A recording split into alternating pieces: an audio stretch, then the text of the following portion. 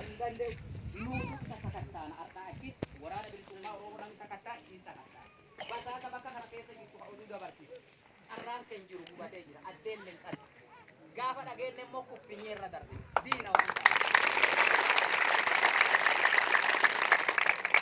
Lammaffaa basaasa isin odeessu ka diina informationii dabarsu. Dhaanaati keessaa keessoo nuti diina lolla.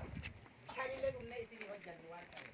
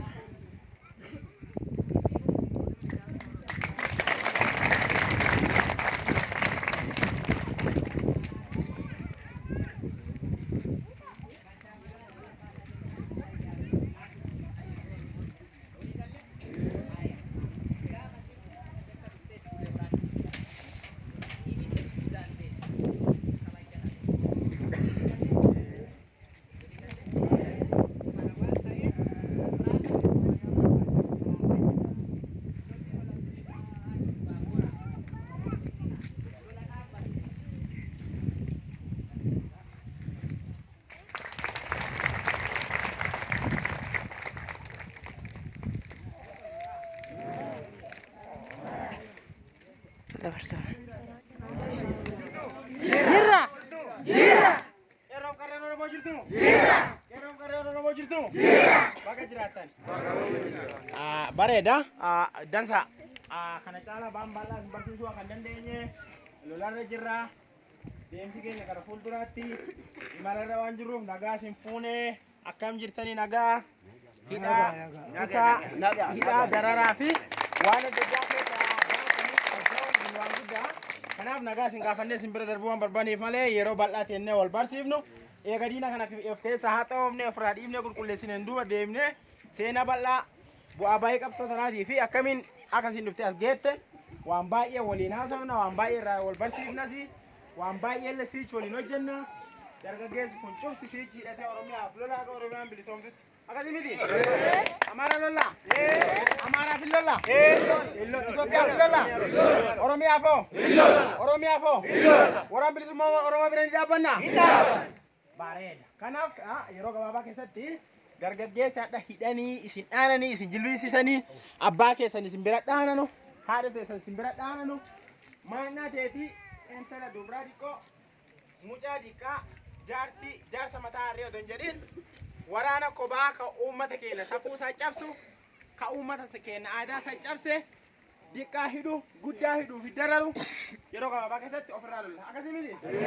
kanuma yaadda ura yaaddeessu wayyaa dargaggeessa kana dhaga'u milishaan bakka jiraatu waan qotatee bocatee bolu hin qabne ilmaan duriyyee baranda jalaa fuudhanii qabeetti kanan uummata keenya babbaasanii uummata keenya saasisa hin jirtu jechuu kana booda walii galla yoo beekatan deebi'aadhaan waliin lolla waan ta'eef isaan hin barbaanne nu isaanii miti kayyenne isaanii miti kalee miti gantaa isaanii hin qabne mana isaanii gubuu hin dandeenye maaf hin gubin hin barbaannu silaa akka isaaniiti miti nuyi inni nama tokko nu loleemi garuu maatiin sun maatii nagaatti mana san keessa jiraate sageessanii mootummaan silaa uummata mana hin qabne mana ijaaree fi galma godhee fi bakka qubsumaa qopheessaaf moo mana uummataa guba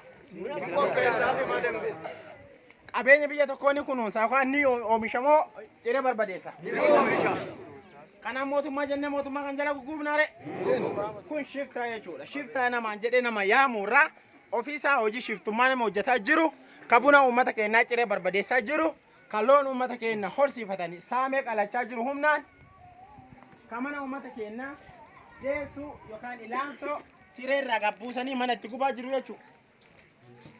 Dubartii ulfaa kajjaa keessa jirtu ka silaati baate mana ijaaruu fi feetu mana gabbaasanii mana irraa gubaa jiru jechuudha.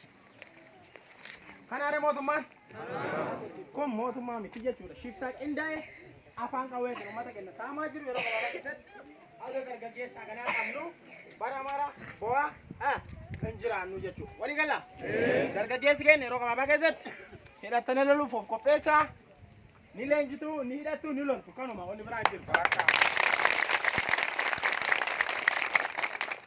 Dargaggeessa hagana humna qabu otoo qabnu tigirooti baay'inni isaanii uummata godina kana tokko hin geenyeyyuu tokkummaa waan qabaniif ofa adda lolanii akka kanatti ji'a 8 keessa ta'u bilisoomsuu danda'anii jiru.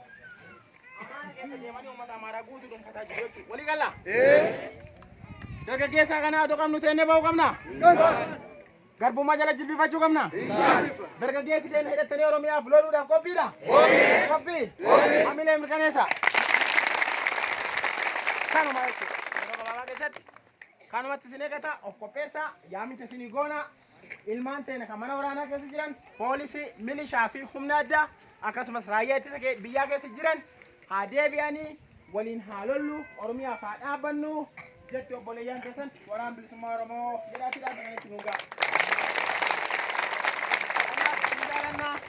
Yeroo gaarii isiniif haa ta'u yeroo lolaarra jirra waan ta'eef nuusi yaadaaf gaaffii beekaa isinirraa fuudhuu dide. Means isinum keessa jira miti.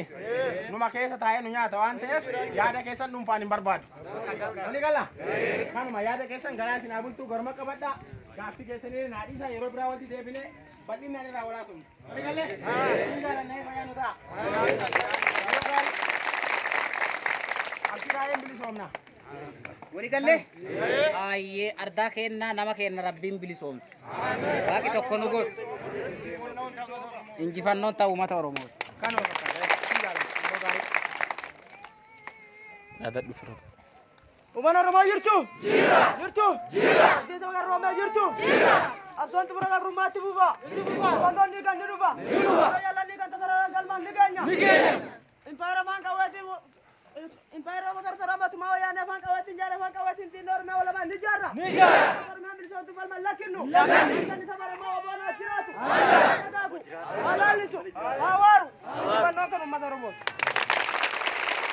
Injifannoo walagarraa injifannoon kan uummata Oromooti yeroo nagaa isin hawaa ta'u jajjabaadhaa nagaa walitti deebina yoo uummata keenya. Nagaan nu qala. Sin jaalannee fayyaa ta'a.